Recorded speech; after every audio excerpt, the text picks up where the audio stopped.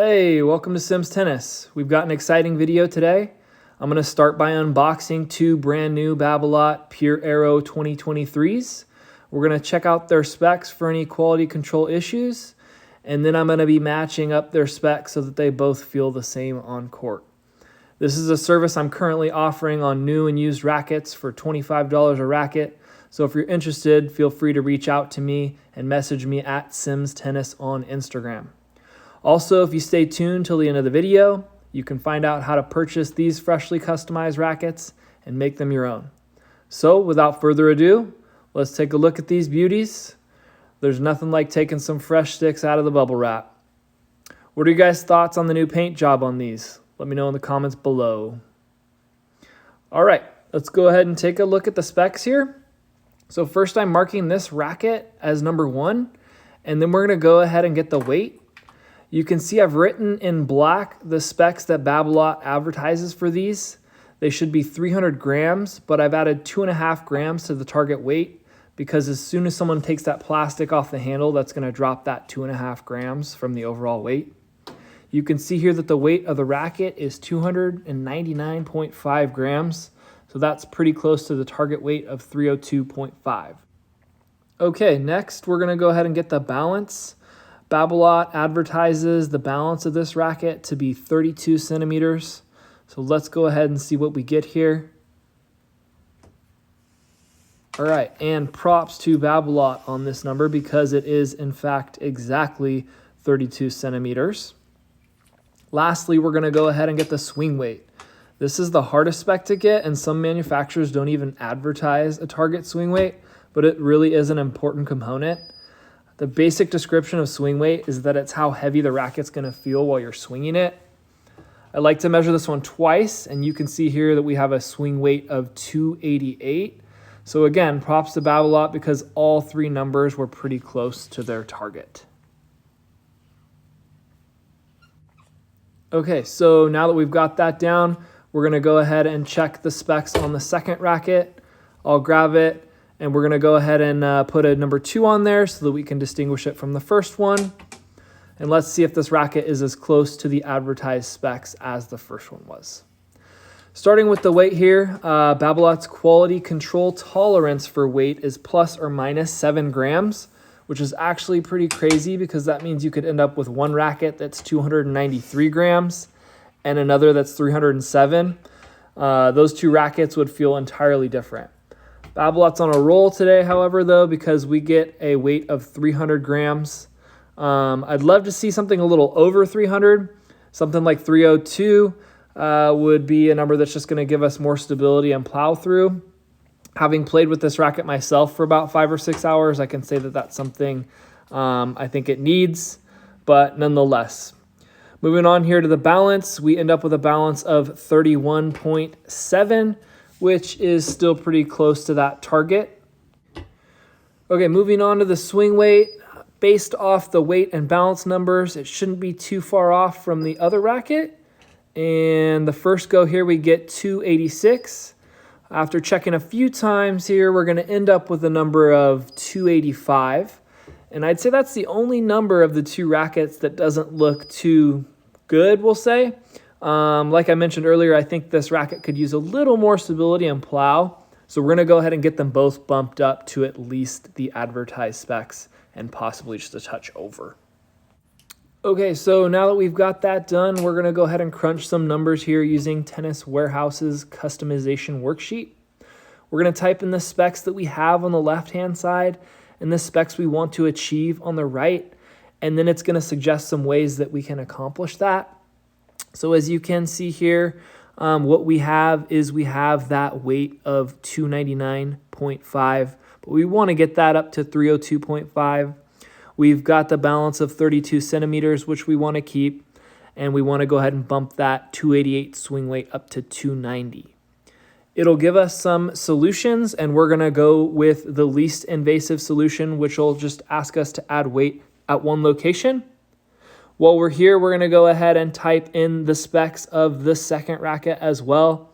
So we've got that weight of 300 grams, that balance of 31.7 centimeters, and the swing weight of 285.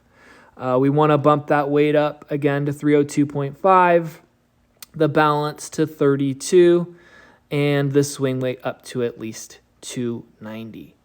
Again, we're given some solutions here, and there is one where we can just add weight at one location, so we'll go with that. Okay, so for Racket 1, the recommendation was to add 3 grams of weight, 17.3 inches up the racket. So I'm going to grab one strip of this, which should weigh 3 grams.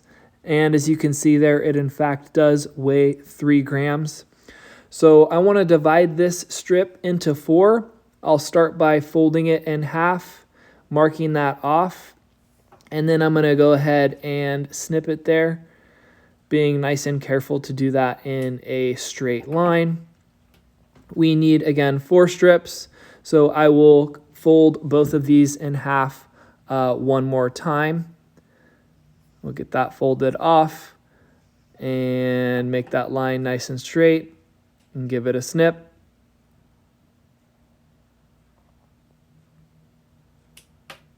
Okay, just one more to go here.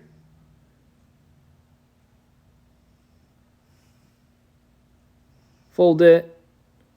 Get a nice crease that'll help you cut on a straight line there. We're going to snip this guy. And then we're going to take the 4 strips. I like to line them up just to make sure that they all seem to be very, very close in length, if not the exact same length. These ones are looking really, really good. So I'm going to go ahead and take those. We'll take a tape measure here. Again, the customization worksheet said that we needed to add this 3 grams, 17.3 inches up the racket. So I am going to figure out where that is. I like to eye this using a grommet hole. So I'll pick out a grommet hole, and then I'm going to go ahead and take the tungsten tape here and line it up with that grommet hole that I had picked out. I like to lay the tape here up against the grommets, not too tight, but I do like it to kind of rest against them, and then we'll just press it down there nice and firm so that it doesn't come off. So we'll do that with all 4 strips, and you can see I've got that done here and lined up all nice and neat. So we'll go ahead and get the specs of the racket, starting with the weight. You can see here that we achieved the weight of 302.6. So very, very close to our target weight. We're going to go ahead and get the balance now.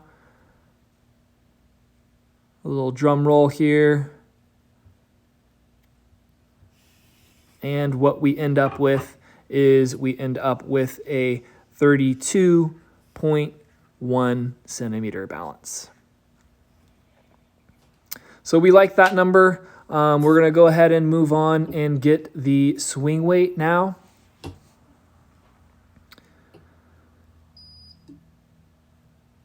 And let's see what we get. We get a number of 291, so we like that. We're just going to go ahead and double check. All right, 291 again, which is just about exactly what we wanted. So now that we've got that written down, we're going to go ahead and grab the second racket. The Tennis Warehouse customization worksheet recommended adding 2.5 grams of weight, 22.8 inches up the racket. So I'm going to go ahead and grab a couple strips that I had left over and throw those on the scale. You can see the scale is going to bounce between 1.3 and 1.5.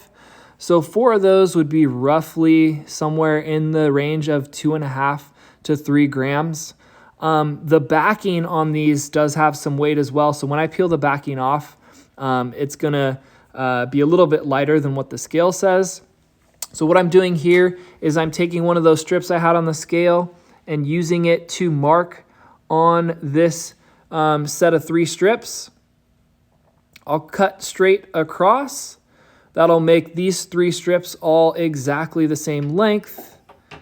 I'm going to throw them on the scale as well as the template strip that I used. And you can see there that the scale is at 3 grams. So that's fine. Again, when I peel the backing off, that's going to be a little bit less than 3 grams. So now that we've got the 4 strips, I'm going to go ahead and measure off that point of 22.8 inches up the racket where we need to lay down the weight. I'm going to use this tungsten strip here to mark off a grommet that I want to use as my guide. I usually like to find a grommet where I can just lay the top or the bottom of the weight tape down even with it, and then it helps me line up the different strips of weight. So I've picked out that grommet here. I'm going to go ahead and use it as my guide to lay down this tungsten weight. Again, I like to get it to rest up against the grommets, but not too tight. We'll just go ahead and repeat that 4 times. And as you can see, we've got those 4 strips laid down here, 2 on one side and 2 on the other, all lined up nice and neat. So we're going to go ahead and get the specs here, starting with the weight. We had the other racket, number 1, up to 302.6. And wouldn't you know it, we were able to get racket number 2 up to the same. So I'm going to go ahead and write that down. As we move over to get the balance, I want to let you know that you can find these rackets at auction on eBay. Just search under the username Braden Sims. You can also help support the channel at buymeacoffee.com/simmstennis. And if you need any customization, you can reach out to me on Instagram.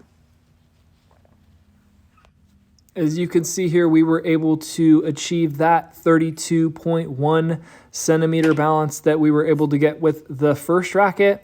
So lastly, we'll go ahead and check the swing weight here. Drum roll, please. Looking for that 290, 291 number. And wouldn't you know it, 291. So we're just going to go ahead and double check that.